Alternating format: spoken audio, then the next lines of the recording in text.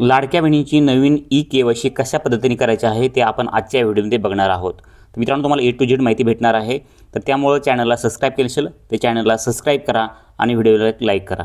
तर मित्रांनो, तुम्हाला लाडक्या बहिणीची ई-के-वाय-सी करण्यासाठी ladkibhin.maharashtra.gov.in ह्या वेबसाईटवरती यायचं आहे आणि ह्या वेबसाईटवरती क्लिक केल्यानंतर तुमच्यासमोर जे आहे ते अशा प्रकारचा जो आहे तो इंटरफेस येणार आहे।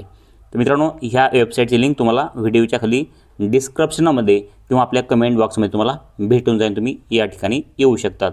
तर या ठिकाणी आल्यानंतर तुम्हाला जे आहे ते मुख्यमंत्री माझी लाडकी बहीण योजनेची लाभार्थीची ई-के-वाय-सी प्रक्रिया पूर्ण करण्यासाठी येथे क्लिक करावे अशा प्रकारचं ऑप्शन येणार आहे। तर के-वाय-सी पूर्ण करण्यासाठी तुम्हाला जे आहे ते तुमचे आधार कार्ड आणि तुमच्या वडिलांचे किंवा पतीचे आधार कार्ड जवळ ठेवायचे आहे ई-के-वाय-सी करताना, म्हणजे तुम्हाला कुठलीही प्रकारची काही अडचण येणार नाही आहे। तर या ठिकाणी पहा, आपल्याला येथे क्लिक करायचं आहे। आता या ठिकाणी क्लिक केल्यानंतर आपल्यासमोर जे आहे ते अशा प्रकारचे हे ऑप्शन येणार आहेत। या ठिकाणी तुम्ही पाहू शकतात।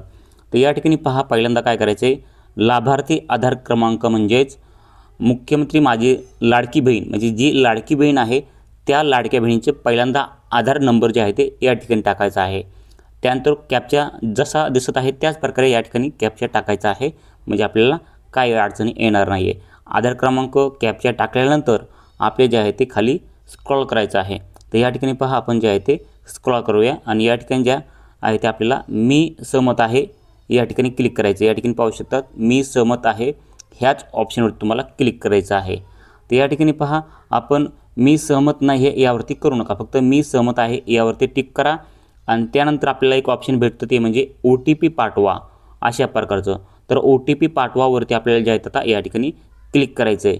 तर OTP पाठवावरती क्लिक केल्यानंतर आपला OTP जो जाणार आहे तो आपल्या आधार कार्डच्या मोबाईल जो लिंक आहे आधार कार्डला त्या ठिकाणी आपल्याला OTP जाणार आहे। तो OTP जे आहे ते आपल्याला या ठिकाणी एंटर करायचा आहे जसेच तसा। तर OTP सबमिट करा हे ऑप्शन आपल्याला क्लिक करायचं आहे। या ठिकाणी पहा, OTP सबमिट केल्यानंतर आपल्यासमोर जे आहे ते अशा प्रकारचं जे आहे ते ऑप्शन येणार आहे। आपल्याला आपल्या पतीचं आणि वडिलांचं आधार कार्ड टाकायचं आहे। तर या ठिकाणी पहा, पतीचं किंवा वडिलाचं आधार कार्ड या ठिकाणी टाका आणि त्यानंतर जे आहे ते या ठिकाणी कॅप्चा टाकायचा आहे। आता आधार क्रमांकाने कॅप्चा टाकल्यानंतर आपल्याला पुन्हा या ठिकाणी अशा प्रकारचं वडिलांचं आणि आधार कार्ड किंवा पतीचं आधार कार्ड आणि कॅप्चा टाकल्यानंतर आपल्याला जे आहे ते पुन्हा आणखीन स्क्रॉल करायचं आहे आणि मी सहमत आहे ह्या ऑप्शनवरती टिक करायचं आहे। आणि त्यानंतर पहा, मी सहमत आहे यावरती टिक केल्यानंतर आपल्याला जे आहे ते पुन्हा OTP पाठवावरती क्लिक करायचे। OTP पाठवल्यानंतर आपल्याला जे आहे ते OTP येईल वडिलांचे किंवा पतीच्या आधार कार्डला जो मोबाईल नंबर लिंक आहे त्याच्यावरती। मग नंतर तो OTP जे आहे ते आपल्याला या ठिकाणी टाकायचा आहे अशा प्रकारे। आता OTP टाकल्यानंतर आणखीन पुन्हा आपल्याला जे आहे ते सबमिट करा ह्या ऑप्शनवरती क्लिक करायचे। तर या ठिकाणी पहा, सबमिट करा ऑप्शनवरती क्लिक केल्यानंतर अशा प्रकारे जे आहे ते आपल्याला पहिल्यांदा आपल्या वडिलांचे किंवा पतीचे नाव या ठिकाणी येणार आहे। तर वडिलांचे किंवा पतीचे नाव या ठिकाणी आल्यानंतर तुम्हाला तुमचा जात प्रवर्ग निवडायचा आहे। तर जात प्रवर्गामध्ये तुम्हाला क्लिक केल्यानंतर तुम्हाला इथं अनेक जात प्रवर्ग दिसतील। त्यामध्ये अनुसूचित जाती, अनुसूचित जमाती, इतर मागासवर्ग, विमुक्त जाती अशा प्रकारे तुमचं जेही जात प्रवर्ग असेल ते निवडा। आणि त्यानंतर पहा, माझ्या कुटुंबातील सदस्य नियमित कायम कर्मचारी म्हणून सरकारी विभाग, उपक्रम मंडळ, भारत सरकार किंवा राज्य सरकारच्या स्थानिक संस्थेमध्ये कार्यरत नाही किंवा निवृत्तीवेतन घेत नाही आहेत। तर अशा प्रकारे तुम्हाला हे दिसणार आहे। खाली तुम्हाला निवडा ऑप्शन भेटणार आहे, त्या निवडामध्ये होय किंवा नाही आहे। तर त्यामध्ये तुम्हाला जे आहे ते होय निवडायचं आहे। हे लक्षपूर्वक आहे का, या ठिकाणी आपल्याला फक्त होय निवडायचं आहे। आता आपण दुसरा प्रश्न घेऊयात। आता दुसऱ्या प्रश्नामध्ये माझ्या कुटुंबातील केवळ एक विवाहित व एक अविवाहित महिला योजनेचा लाभ घेत आहे। तर अशा प्रकारे जर असेल तुमच्या कुटुंबामध्ये एक विवाहित किंवा एक अविवाहित महिला लाभ घेत असेल, तुम्हाला या ठिकाणी जे आहे ते होयच निवडायचं आहे। तुम्हाला दोन ऑप्शन भेटतील, होय किंवा नाही। तर या ठिकाणी जे आहे ते होय किंवा नाही ऑप्शन आल्यानंतर तुम्हाला त्या ठिकाणी जे आहे ते होय निवडायचं आहे। दोन ऑप्शनपैकी तुम्हाला होय किंवा नाही आल्यानंतर होय निवडायचं आहे। तर या ठिकाणी पहा, अशा प्रकारे जे आहे ते आपल्याला दोन्ही ऑप्शन जे आहेत, दोन्ही प्रश्न जे आहेत त्या दोन्ही प्रश्नाचे उत्तरे जे आहेत आपल्याला दोन्ही ठिकाणी होय होय निवडायचं आहे। तुम्हाला त्या ठिकाणी काही अडचण येणार नाही आहे।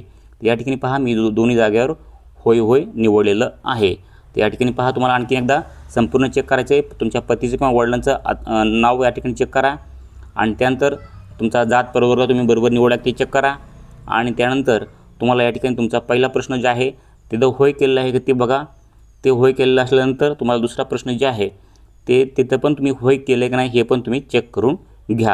आता संपूर्ण चेक केल्यानंतर तुम्ही या ठिकाणी पहा अशा प्रकारे तुम्हाला इंटरफेस दिसणार आहे. तुम्हाला संपूर्ण तुमचं बरोबर आहे का पहा एकदा.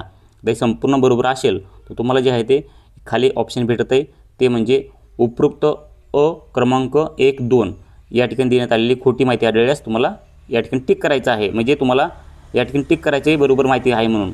आणि टिक केल्यानंतर तुम्हाला जे आहे त्या ठिकाणी पहा सबमिट करण्याचा ऑप्शन भेटणार आहे. सबमिट करा या ठिकाणी सबमिट करा असं ऑप्शन भेटणार आहे. तर सबमिट करा यावरती आपल्याला क्लिक करायचं आहे. तर सबमिट केल्यानंतर आपल्यासमोर जे आहे ते आपली KYC जे आहे ते तुमची KYC पडताळणी यशस्वीरित्या पूर्ण झाली आहे असा आपल्या स्क्रीनवरती मेसेज येणार आहे. तर या ठिकाणी पाहू शकतात. नक्कीच तुम्हाला समजले असेल. अगदी कमी टायमामध्ये तुम्हाला मी जे आहे ते अशा प्रकारची KYC करण्यासाठी सांगितलेली आहे. पद्धतशीर A to Z माहिती तुम्हाला संपूर्ण सांगितलेली आहे. माहिती आवडली असेल तर व्हिडिओ लाईक करा, चॅनलला सबस्क्राईब करा. तुमच्या मनामध्ये काही प्रश्न असतील तर नक्कीच आम्हाला कमेंटमध्ये सांगायला विसरू नका. तर चला मित्रांनो भेटूयात पुढच्या व्हिडिओमध्ये. तोपर्यंत जय हिंद, जय महाराष्ट्र.